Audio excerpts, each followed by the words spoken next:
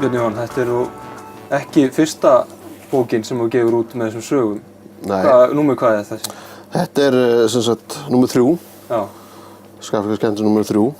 Enn meira fjör. Í fyrra var það Meira fjör, númer 2.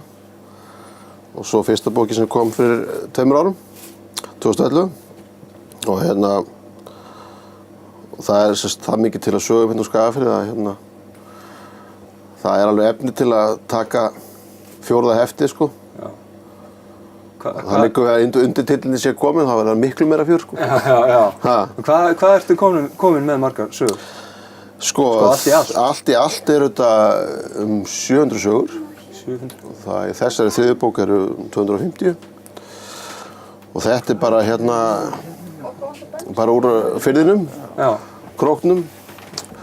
Mikið af sögum úr fljótunum núna. Og svo austanvatna sem við köllum. Miklir húmoristar handanvatna. Og Hofsósi og Óslandshlíðinni og Viðvíkursveitinni og svo áfram inn í Blönduhlíð. Þar hafa nú verið margar sögur og það eru fleiri núna. Ef þú ert komið svona margar sögur, þetta ekki þá bara menn farnir að skálda og farnir að ljúga bara? Nei, þetta sko, það halda margir að þessar sögur sér eintóm lygi, en það bara, þetta yfirleitt bara alveg dagsanna sögur og tilsvörin og það getur svo sem vel verið að hér og þar séu menn svona búin að krydda aðeins svona, en þetta eru bara sögur af nafngreindu fólki, bæði sem að lifandi og núlifandi og síðan eldri sögur af svona skemmtilegu karakterum en áður fyrr. Já, hvar færðu allar þessar sögur?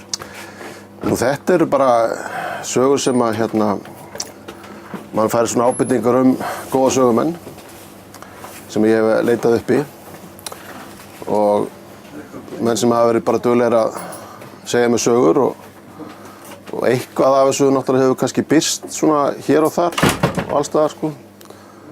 Kannski í svona fyrsta bindinu þá var kannski svona meira svona þekktari sögur. Svo svona hafa komið bæst alltaf fleiri við, þannig að fólk duglegt að benda mér á, segja mér sögur og segja mér, sko, fara nú að tala við þennan, hann góður. Og eins líka núna bætist svolítið á listanum skemmtilega konur sem maður þarf að fara að hitta því að þetta svolítið loðað við þessar bækur, þetta sé svona eitthvað svona kallakropp, sko. Já, það kannski næsta bók verður bara kvenna? Já, ég held ég geti alveg lofað því að það hljóta að komi tími til að konuna fái að njóta sín. Það er alltaf ein og ein svona af þeim líka.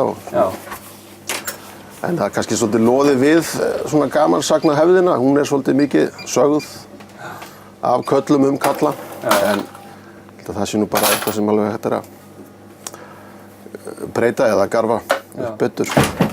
En nú erum við staddir á sögusviði margra sagna væntanlega, eða hvað? Já, mann fannst nú hæfið að koma að kíkja á Bjarna Harvin minn hérna. Já.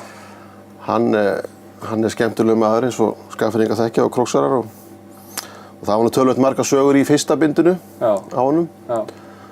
Og við fórum nú eitthvað rólega með þetta í öðru heftinu en svo náttúrulega fórum menn að bæta við sögum, sko.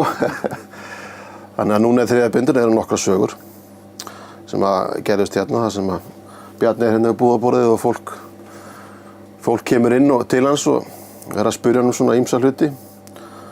Það var meðal kona sem kom til þín, Bjarni, og bað pott. Og þú teygir upp í hilluna og náður í eitt góðan pott og konan fussa og sveigja og hann reyndi að nei, Bjarni, með þessi pott er nú allt of stór fyrir mig. Og þá sagði Bjarni, já, þú þarf nú ekkert endilega að fylla hann. Þetta er náttúrulega allt sanna sögur og búið að koma út mynd sem Árni Gunnarsson gerði og Búðinn og afskaplega góð mynd og sem að allir þurfa að sjá. Þetta getur svona gott svona góðu dúett að fá sér mynd Bjarna og það var nokkrar sögur með. Já, gætla einu bók með það, jafnvel 3. Jafnvel 3, sko. Það eru eins og ég nokkrar sögur í Bjarna núna og það er meðal einn sem að gerist fyrir einhverjum fáum árum þegar kom einn erlendur ferðamaður í búðina og mér finnst nú kannski rétt bara að Bjarni fái sjálfur að rifja það upp, Bjarni. Þetta er eins og gest hafi gærið það ekki, ferðamaðurinn kominn inn og og ég skildi hann ekki og hann ekki mig. Svo ég hélt ég ætti orðabók og fór inn og tók bókina og ég skildi ekkert í það. Hann las eitthvað lítið í bókinni og svo fór hann og svo fór ég að skoða það. Þá lét ég hafa Nýja testamentið og ég var ekki til þess að skildi það ekki. Já, ég tók bara litla bók og svo kvöddumst við bara. Hann sagði bless og svo þetta fór allt friðsamlega fram. Já.